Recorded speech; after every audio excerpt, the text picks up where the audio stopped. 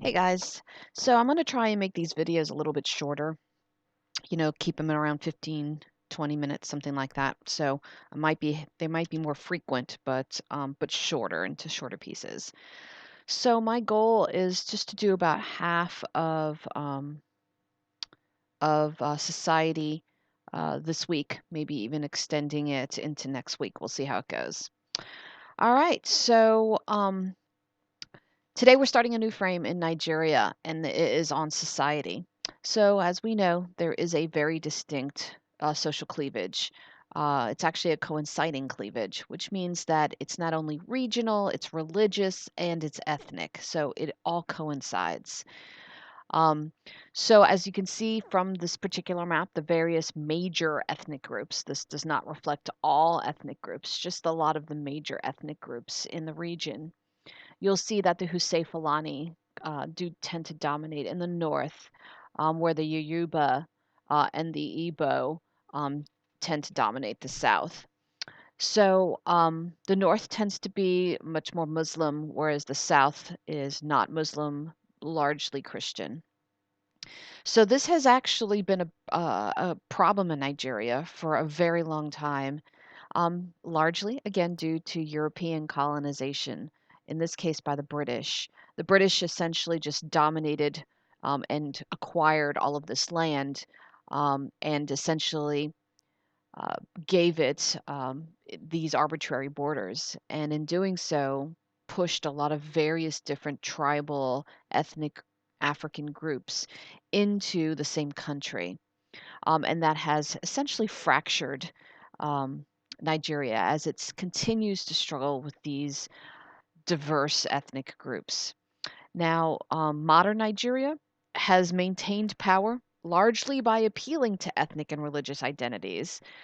As we all know, the PDP was essentially formed as a political party in which there would alternate leadership of Nigeria between the North and the South, very similar to what we saw in Mexico under the PRI. So that is one of the things that, but again, it has fractured Nigeria. As we know, the APC split from the PDP when it seemed like it was unfair. So, generally, the elites have found it difficult to democratize because of the history of prebendalism. That's, of course, personal gain due to your officership. And they have struggled with trying to keep Nigeria from fracturing. So, let's take a look at some of the major um, ethnic groups. We're going to start here with three major ethnic groups that are also regional. Um, Nigeria does have quite a few, 250 to 400 separate ethnic groups, usually with their own religions, their own languages, their own customs. Although the official language of Nigeria is Nigerian English, um, various other languages are spoken throughout Nigeria. Our first ethnic group is going to be the Husay Fulani, and the Husay Fulani have dominated since independence. Um, they are Muslim. They are herders, they are farmers, dryland farmers, they're traders, and they're predominantly in the north. And as you can see from these pictures here, these are essentially farmers, dryland farmers in the north. And I'm emphasizing the fact that these are dryland farmers in the north because there is a raging conflict happening within the northern Nigeria that we're going to be talking about today that involves the dryland farmers of northern Nigeria, Husay Fulani, as well as in conflict the herders. Um, these are cattlemen who are also that there's actually a war going on between these two groups. All right, more on that in the next slide. Our second ethnic group are going to be the Yoruba. They're in southern Nigeria and they are predominantly animists and Christians. Um, and historically, they've been more prosperous and better educated because they were more directly under British rule, as opposed to the northern Nigeria, that although under British rule was allowed, the Muslim leaders were allowed. to remain in power as long as they acquiesce to the British. Whereas in southern Nigeria, we'll see that the British actually was in control. And so the British built up the infrastructure of southern Nigeria, built up railroads and schools and all of that, which is one of the reasons why southern Nigeria tends to be a more Christian, a little bit more prosperous, better educated due to the infrastructure of the West. Another major group of southern Nigeria is the Igbo. They're about 18% of the population. All right, so let's talk about our conflict. It was largely religious as well as ethnic. So there is some conflict here between Christians, who make up about 40% of Nigeria, and Muslims, who make up about 50% of Nigeria. Now, I don't know how much you know about Islam and Muslims, but I guess I'll get into it. So there are two types of Muslim. You can either be a Sunni Muslim or a Shia Muslim. Sunni is Sunni, Shia is Shia. So Nigeria is mostly Sunni. As a matter of fact, most of the Muslim world are Sunni. About 85% of all Muslims are Sunni Muslims.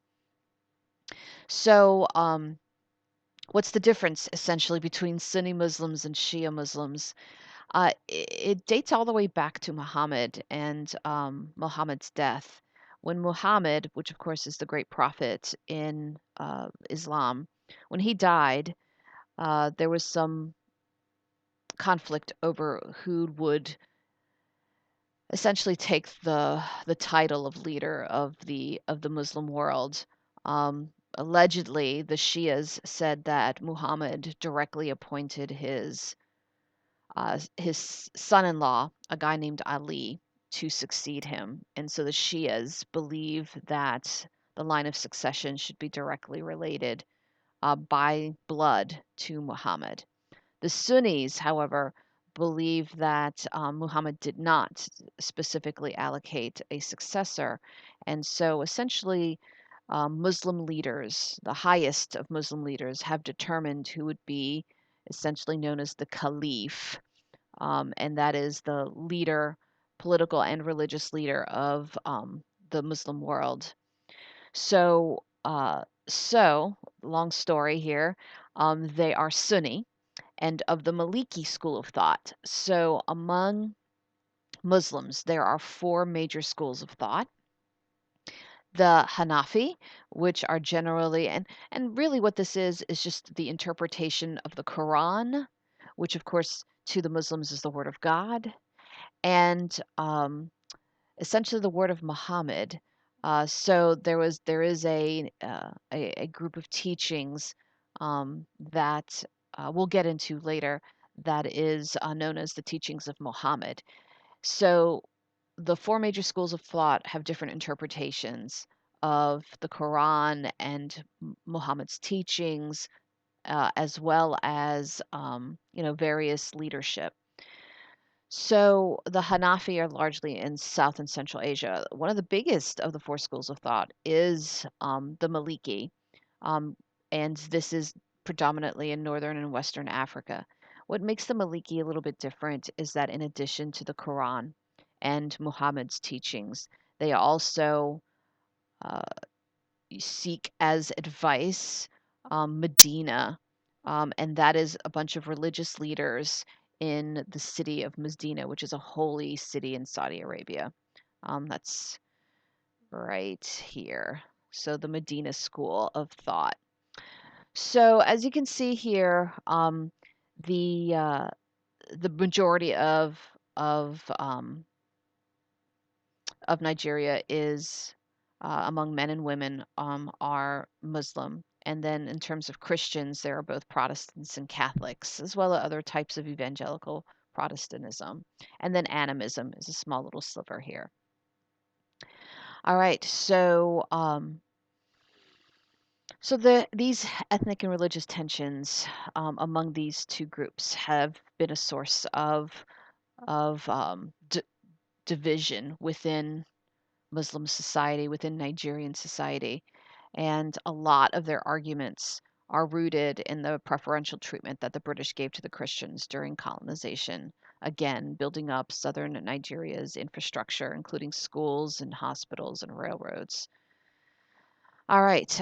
There's also dispute over Sharia law. Obviously, the Muslims subscribe to this belief system, whereas the Christians do not. And so there's been dispute over the role of Sharia in in policymaking.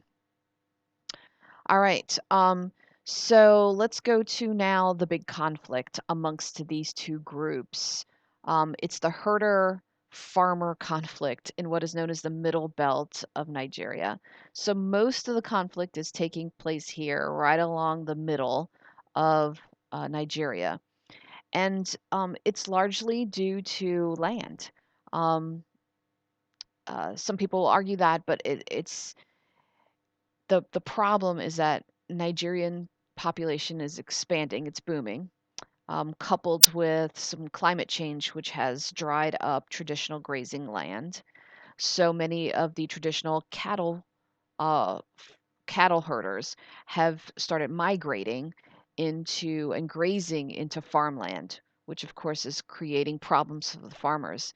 You all might remember from APUSH the cattle kingdom and the ranch wars that took place between farmers and the cattle back in the late 1800s. So this is similar to that.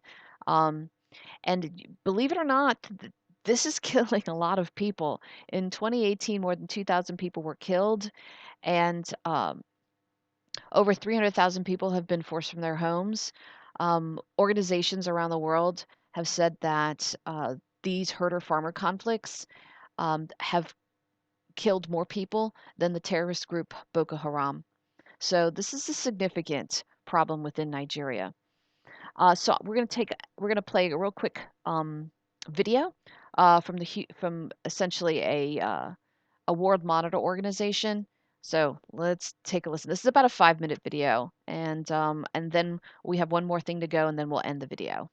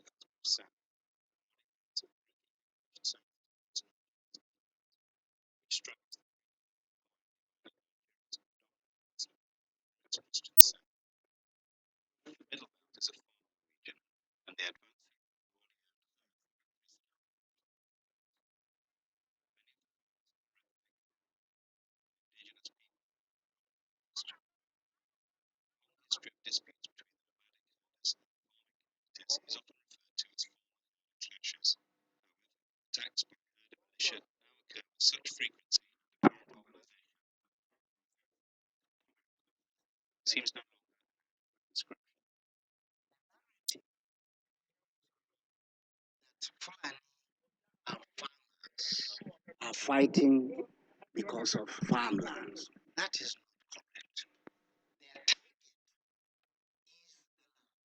this is what is that take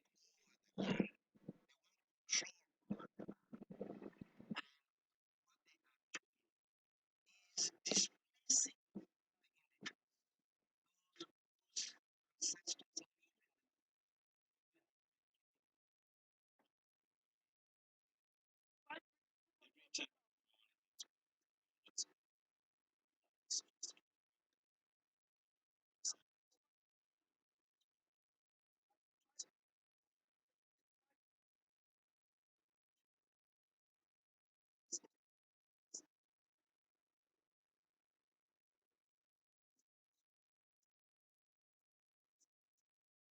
by 2 o'clock p.m. They came in mass, over 300 people. Yes, over 300 people. Most all of them, every one of them is carrying AK-47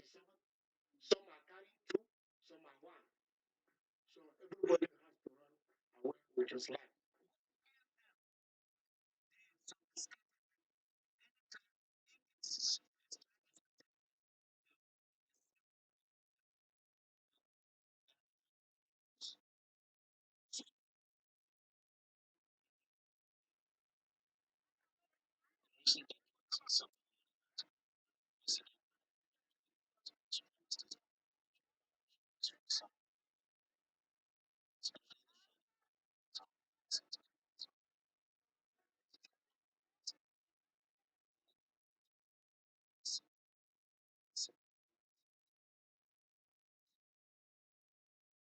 They attack mostly Christian dominated areas.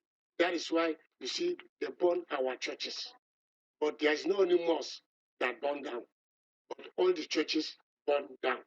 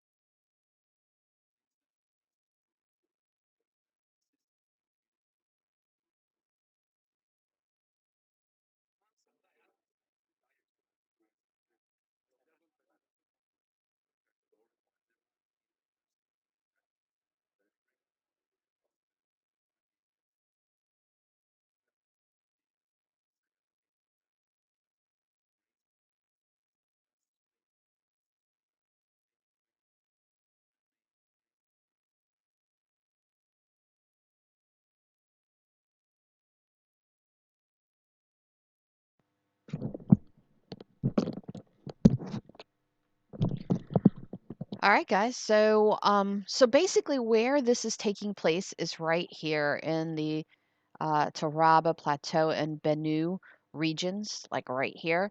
And basically, the northern Fulani herders are encroaching, moving into southern Nigeria, into this what is known as the Middle Belt, and affecting these Christian ethnic groups there. So Nigeria has also experienced a quadrupling of its population in the past 60 years. And so we are seeing um, some land issues and control of land issues, particularly in these regions, Plateau, Tariba, and Benue. Now, the government has tried to deploy the military to contain some of the battles, but as you saw from the video, it's still a major problem.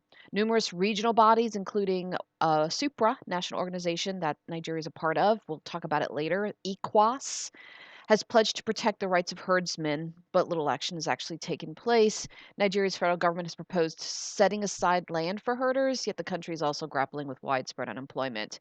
And oftentimes, these unemployed are being pushed into the farming industry, and it's just adding to the tension. So there it is. Believe it or not, the modern day ranch cattle farmer wars that are taking place. All right, I'm signing off. See you next time.